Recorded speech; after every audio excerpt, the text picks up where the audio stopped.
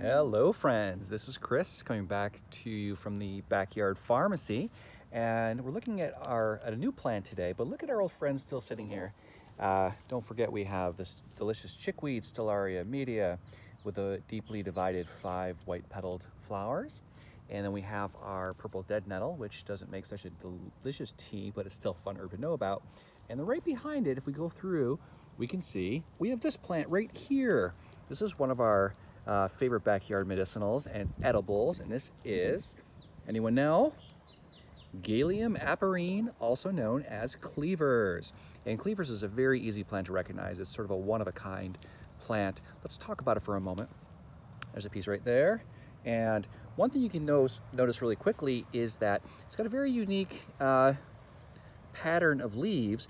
And to continue the conversation about leaf attachment and type, we know that our chickweed has opposite leaves, our mint has opposite leaves, our dandelion has a basal rosette of leaves, and this one has whorled leaves. Whorled is W-H-O-R-L-E-D, which means they all start at the same spot on the stem and then go around in a circle. Very beautiful. Look at that plant. What a gorgeous plant.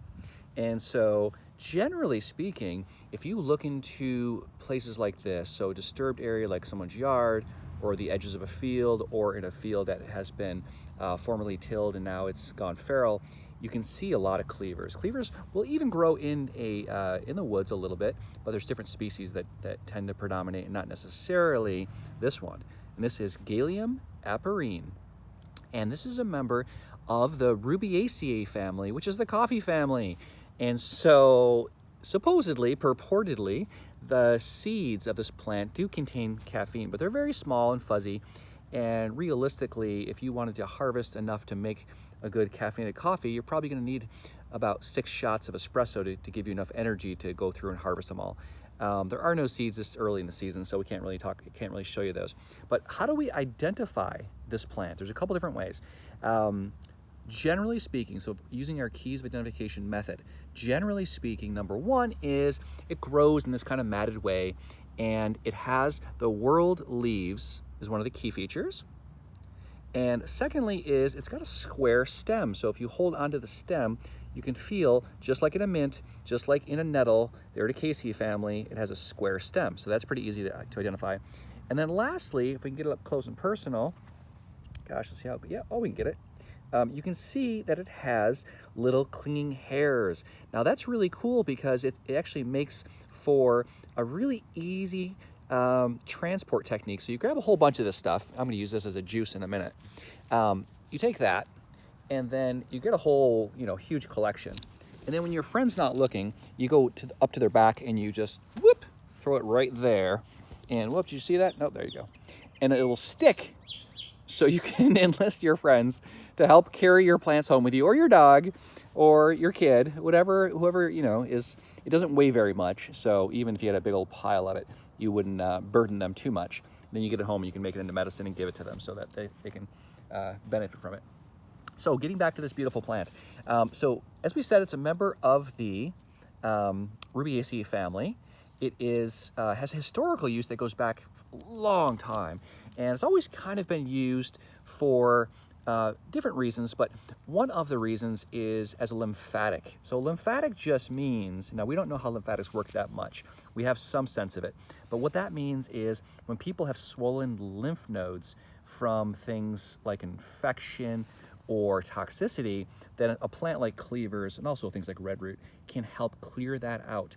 From a modern perspective, the research is mostly done on, as we kind of switch our focus from things like lymphatics to modern concepts like inflammation and oxidation, we know that this plant is used and has some research supporting it, being used as an immunomodulator. That means bringing down some element of the immune system, bringing up some element of the immune system. And probably the constituents responsible for that are the polyphenols, in this case flavonoids, which are just such important plant constituents, and also another important plant constituent called an iridoid, and that's a terpene. So modern usage has to do with modulating immune system and reducing oxidative stress, which is very important right now. We have so much more pro-oxidation. going on in our lives from toxicity and also from our foods. And so when you can get some good anti-inflammatories in your body, some antioxidants in your body, you're really doing a lot of very health promoting things. So we use this mainly as a drink of juice, or we juice it and drink it because it's not the tastiest plant just to nibble on, because it'll get stuck in your throat, all those little clinging hairs in here that will even stick to your hand a little bit.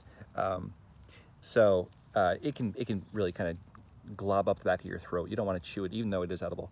A better way to do that is either to tincture it, and you can pull out some of those constituents we talked about, or you can juice it, and then you can preserve your juice with 25% alcohol, and that's called a succus, which is a preserved plant juice. It's another great usage. And this plant grows all over. Look at this nice little matted clump right here, and it goes on and up into over there. And so there's a lot. When you get cleavers, you generally see it in a very large patch. So you can harvest a whole bunch. You can stick it to your friend's back and play a little fun herbal game. And then you can also bring it home and either tincture it or make a succus from it and get all the medicinal properties. So it really is amazing stuff. It's everywhere. It's a great plant to know. It's super easy. Going back to the keys are the whorled leaves and the square stem, and then the little clinging hairs that you can see all the way up through here, and the fact that it'll stick to your clothing.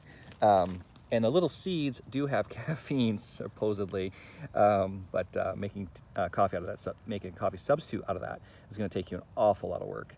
All right, hope this has helped you get one more plant into your mind so that you can harvest these in your backyard. Right now, when medicine is not easy to access, or any more disruptions could make it impossible to access, it's so important to be able to come out here and recognize there's just medicine that surrounds us.